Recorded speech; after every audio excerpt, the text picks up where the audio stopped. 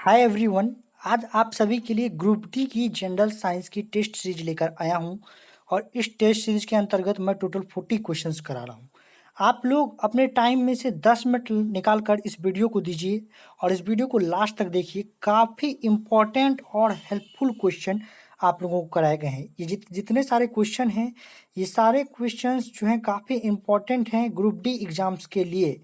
तो जो भी ग्रुप डी की प्रिपरेशन कर रहे हैं उन्हें यह वीडियो पूरा लास्ट तक जरूर देखना है, और जो ग्रुप डी की प्रिपरेशन नहीं कर रहे हैं वो छोड़ के जा सकते हैं।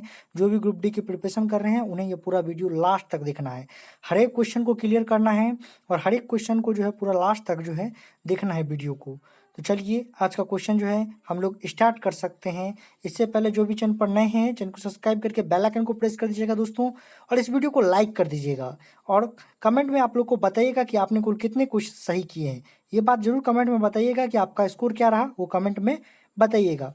पहला क्वेश्चन है नीला थोथा क्या है। तो नीला थोथा जो है वो एक कॉपर सल्फेट है। ए नंबर ऑप्शन इस क्वेश्चन का राइट आंसर हो जाएगा। क्या ए नंबर ऑप्शन इस क्वेश्चन का राइट आंसर हो जाएगा। चलिए हम लोग दूसरे क्वेश्चन पर आते हैं। दूसरा क्वेश्चन जो है वो है तलचर इस्पात।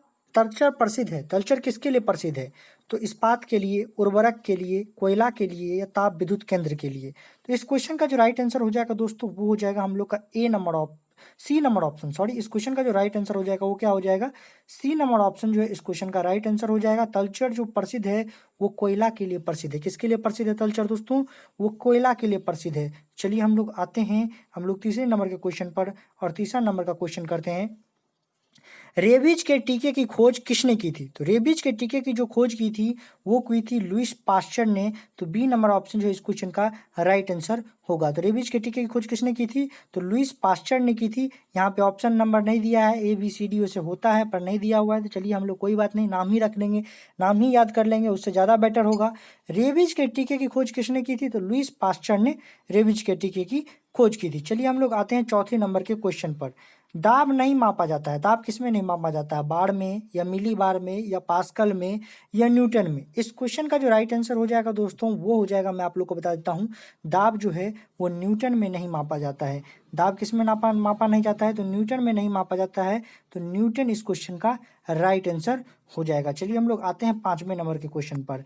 कालाजार के लिए उत्तरदायी प्रोटोजोआ है। कालाजार के लिए कौन सा प्रोटोजोआ जो है उत्तरदायी है? तो कालाजार के लिए यहाँ पे जियार्डिया दिया हुआ है, ट्रिपेनोसोमा दिया हुआ है, मोनोसिस्टस दिया हुआ है, लिस्मेनिया दिया हुआ है। तो कालाजार के लिए जो उत्तरदायी प्रोटोजोआ है वो है लिस्मेनिया।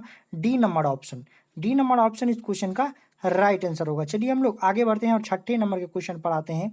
पारा कांच को नहीं भिगोता है, कारण क्या है? पारा जो है कांच को नहीं भिगोता है, इस कारण क्या है? इसका पृष्ठ तनाव, इसका सासंजन, इसका आसंजन, इनकी इसकी सायंता। इस क्वेश्चन का जो राइट आंसर हो जाएगा दोस्तों वो हो जाएगा इसका आसंजन, जो कि हम लोग के सी नंबर ऑप्शन यहाँ पर जो है इसका आसंजन है। लगभग सी नंबर ही ऑप्शन होगा। इसका आसंजन जो है इस क्वेश्चन का राइट आंसर हो जाएगा। पारा कांच को नहीं भिगोता है, इसका कारण है इसका आसंजन। चलिए हम लोग आगे बढ़ते हैं। कई बार पूछा गया क्वेश्चन है, कई बार पूछा गया यह क्वेश्चन है। चलिए हम लोग आगे बढ़ते हैं और अगले क्वेश्चन को करते हैं 7 नंबर का क्वेश्चन। अब 7 नंबर का क्वेश्चन क्या कहता है? आसानी से झाग नहीं देने वाला जल कहलाता है। तो आसानी से झाग देने वाला जल जो है, आसानी से झाग नहीं देने वाला जल कहलाता है। तो आसानी से झाग कौन जल नहीं देता है? तो आसानी से जो है वो मैं आप लोग को बता देता हूँ, आसानी से झाग जल नहीं देता है वो होता है कठोर जल। कठोर जल जो है वो आसानी से झाग नहीं देता है। अभी तक आपने वीडियो को लाइक नहीं किया तो वीडियो को लाइक जरूर कर दें और शेयर कर दें। बहुत मेहनत से वीडियो आप लोग के लिए बनाया हूँ। क्वेश्चन को खुद से बोलना, खुद से लिखना, वो भी फ़ोन में काफ़ी मेहनत लगता है, क्योंकि मेरे पास अभी लैपटॉप नहीं है। इसलिए आप लोग के लिए मैं काफ़ी मेहनत करता हूँ, काफ़ी मेहनत से क्वेश्चन बनाता हूँ। तो आप लोग का थोड़ा सा प्यार मिलना चाहिए, थोड़ा सा सपोर्ट मिलना चाहिए। और मेरे बिल्कुल व्यूज़ कम आ रहे हैं, बहुत कम सपोर्ट मिल रहा है आप लोगों की तरफ से। थोड़ा सा सपोर्ट दिखाइए, थोड़ा सा वीडियो को शेयर कीजिए, लाइक कीजिए और कमेंट कीजिए, और चैनल पर नए हैं तो सब्सक्राइब कीजिए। थोड़ा सा हौसला बढ़ाइए आप लोग, तब लगता है कि मैं यूट्यूब पर आगे काम कर पाऊंगा। और यदि इस तरह चलता रहा तो नहीं, यूट्यूब पर मेरा काम करना तब बहुत ज़्यादा मुश्किल हो जाएगा। 70-80 व्यूज़ से कुछ भी नहीं होता, क्योंकि मेरा चैनल मोनेटाइज हुए अभी 8 से 10 दिन हो चुके हैं, और मुझे अभी तक में $0.14 ही इनकम हुआ है 10 दिन में। एक दिन में मात्र $0.05 इनकम होता है, लगभग 2 से 3 रुपये, 2 से 3 रुपये। $40 का मतलब हुआ कि आप मान लीजिए 8 दिन में मुझे मात्र 20 से 30 रुपये की इनकम हुई है। तो 20 से 30 रुपये 8 दिन में मैं ऐसे ऐसे यदि काम चलेगा तो मेरा क्या होगा। तो आप लोग थोड़ा सपोर्ट कीजिए, काफ़ी दिनों से मेहनत कर रहा हूँ, काफ़ी वीडियो मेरे अवेलेबल हैं जो स्टूडेंट्स को ग्रुप डी एनटीपीसी एग्जाम में काफ़ी हेल्पफुल है। तो आप लोग प्लेलिस्ट चेक करना चाहते हैं तो प्लेलिस्ट में जाके चेक कीजिए कि मैंने कितने हेल्पफुल वीडियो आप लोगों के लिए उपलब्ध करा के रखे हुए हैं। आप लोग जाके प्लेलिस्ट में भी चेक कर सकते हैं, डिस्क्रिप्शन बॉक्स में मैं प्लेलिस्ट भी दे दूंगा, आप लोग वहाँ से भी जाके चेकआउट कर सकते हैं ये कितना हेल्पफुल है मेरा वीडियो। तो आप लोग उस वीडियो को भी थोड़ा सा ज़रूर देखिए और थोड़ा सपोर्ट कीजिए। चलिए हम इस बात को यदि बुरा लगा हो तो मैं इसके लिए माफ़ी चाहता हूँ। अगला क्वेश्चन करते हैं। सहचर कोशिकाएं निम्नलिखित में से सिर्फ किसमें है। तो सहचर कोशिकाएं जो हैं वो जो है आप लोग को मैं बताता हूँ, सहचर कोशिकाएं हैं वो है एंजियोस्पर्म में। सहचर कोशिकाएं किसमें है, वो एंजियोस्पर्म में है। चलिए हम लोग आगे बढ़ते हैं और आगे के क्वेश्चन को करते हैं। 9 नंबर का क्वेश्चन है, जल का क्वथनांक क्या होता है। सदैव ही 100 डिग्री सेल्सियस होता है, वायुमंडलीय दाब पर निर्भर होता है, जिस बर्तन में जल भरा होता है उसके पदार्थ पर निर्भर होता है, आपेक्षिक आर्द्रता पर निर्भर करता है। इस क्वेश्चन का जो राइट आंसर हो जाएगा वो हो जाएगा वायुमंडलीय दाब पर निर्भर होता है। तो बी नंबर ऑप्शन जो है इस क्वेश्चन का राइट आंसर हो जाएगा। चलिए हम लोग आगे बढ़ते हैं, 10वां नंबर क्वेश्चन करते हैं। विद्युत शक्ति की इकाई क्या है। तो विद्युत शक्ति की जो इकाई है वो है वाट। विद्युत शक्ति की क्या है इकाई, विद्युत शक्ति की जो इकाई है वो है वाट। तो बी नंबर ऑप्शन जो है इस क्वेश्चन का राइट आंसर हो गया इस हिसाब से। चलिए हम लोग अगला क्वेश्चन करते हैं। अगला क्वेश्चन हम लोग का जो है 11 नंबर का क्वेश्चन उसको करते हैं।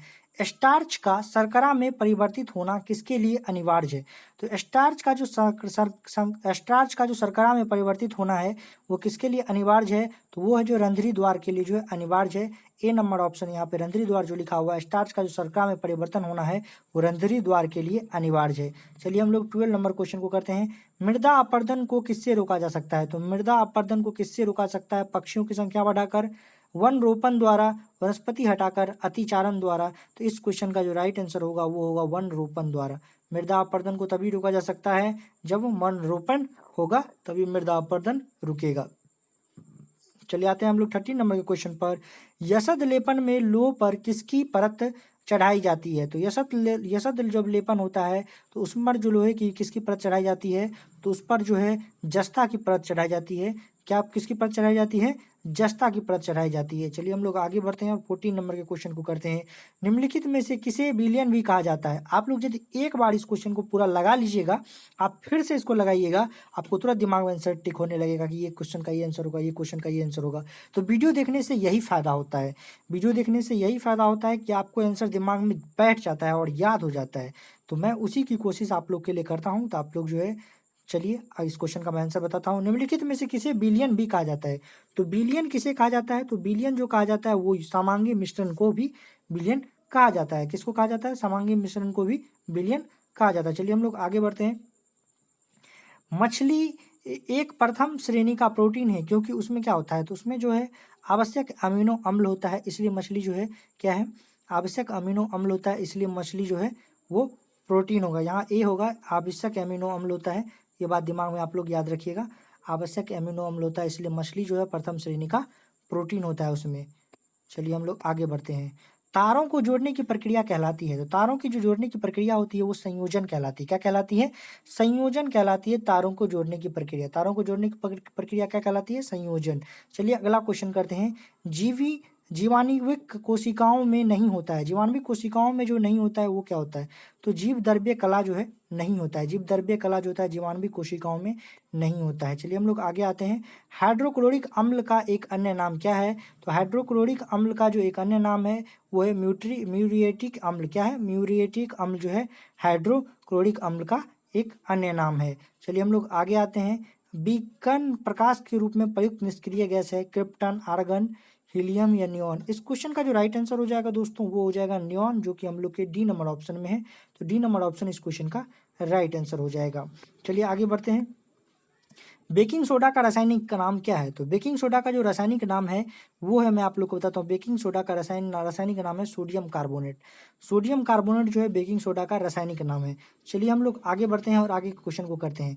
मेढक के हृदय में कितने कक्ष होते हैं। तो मेढक के हृदय में जो कितने कक्ष होते हैं, तो 3 कक्ष होते हैं। बी नंबर ऑप्शन में दिया हुआ है। मेढक के हृदय में कितने कक्ष होते हैं, 3 कक्ष होते हैं।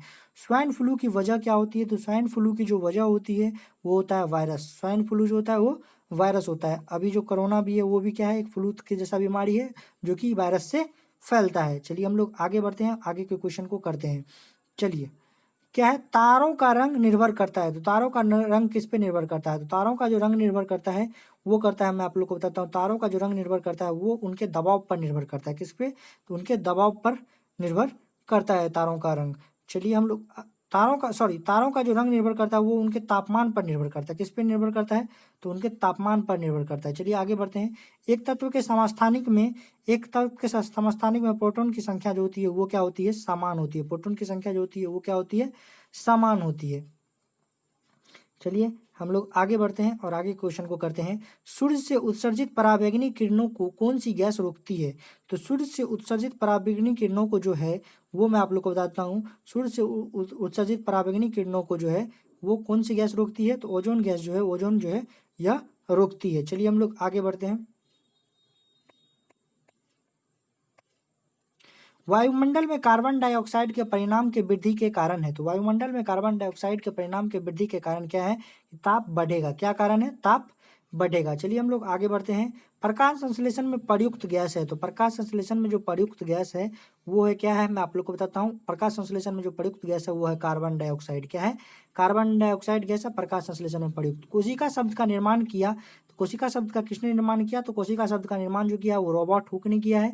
किसने किया है? तो रॉबर्ट हुक ने किया है। थायराइड हार्मोन की न्यूनता से होता है। थायराइड हार्मोन की न्यूनता से होता है गलकंड बीमार रोग होता है। थायराइड हार्मोन की न्यूनता से यानी कम होने से गलकंड रोग होता है, जिसको घेगा भी कहते हैं हम लोग। निम्नलिखित में से कौन सा कीट उपयोग नहीं है? तो इस क्वेश्चन का जो राइट आंसर हो जाएगा वो हो जाएगा, मैं आप लोग को बताता हूँ, वो हो जाएगा घरेलू मक्खी का जो कीट है वो कोई उपयोगी नहीं है। चलिए आगे बढ़ते हैं।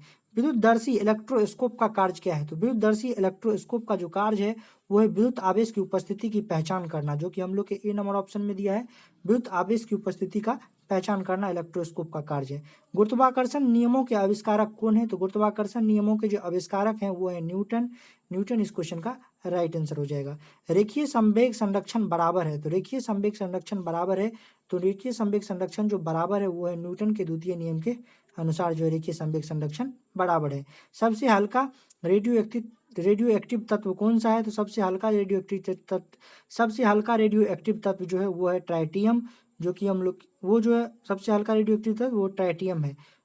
चलिए हम लोग आगे बढ़ते हैं। निम्नलिखित में से उत्तक का उदाहरण कौन सा है? तो उत्तक का जो उदाहरण है वो है, मैं आप लोग को बताता हूँ, रक्त जो है उत्तक का उदाहरण है। चलिए हम लोग आगे बढ़ते हैं। मानव अस्थि पंजर कंकाल में हड्डियां होती है। तो मानव अस्थि पंजर कंकाल में जो 206 हड्डियां होती है। मानव त्वचा को रंग देने वाला वर्णक है। तो मानव त्वचा को रंग देने वाला वर्णक जो है वो मेलानिन है।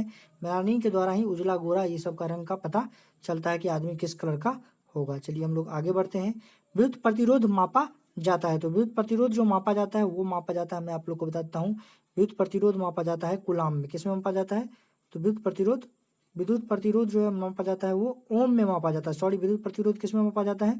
ओम में मापा जाता है। तो डी नंबर ऑप्शन इस क्वेश्चन का राइट आंसर होगा। चलिए हम लोग आगे बढ़ते हैं। अधातु ऑक्साइड क्या होती है? अधातु ऑक्साइड प्राकृतिक में अम्लीय होती है, प्रकृति में क्या होती है? अम्लीय होती है अधातु ऑक्साइड। चलिए आगे बढ़ते हैं और अगला क्वेश्चन करते हैं कि वंशानुक्रम की इकाई क्या है? तो वंशानुक्रम की इकाई क्या है? तो वंशानुक्रम की इकाई जो है जीन है। वंशानुक्रम की इकाई क्या है?